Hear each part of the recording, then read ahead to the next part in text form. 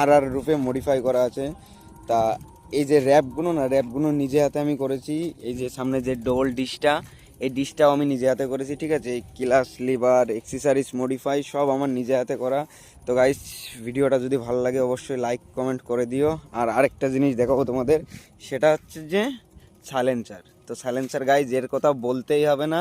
যদি তোমাদের R15V4M থাকে অবশ্যই, মানে আমি মনে করি যে যদি সাউন্ড কিংবা লো সাউন্ডের জন্য নিতে চাও অবশ্যই এই সাইলেন্সারটা লাগাতে পারো।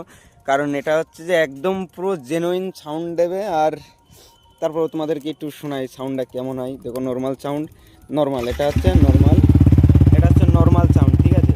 অ্যাক্সেলেটার মারবো, সাউন্ড বাড়বে, কিন্তু মানে এমনি যে ফাটা ফাটা যে আওয়াজটা, এই আওয়াজটা কিন্তু এই সাইলেন্সারে দেয় না, ঠিক আছে।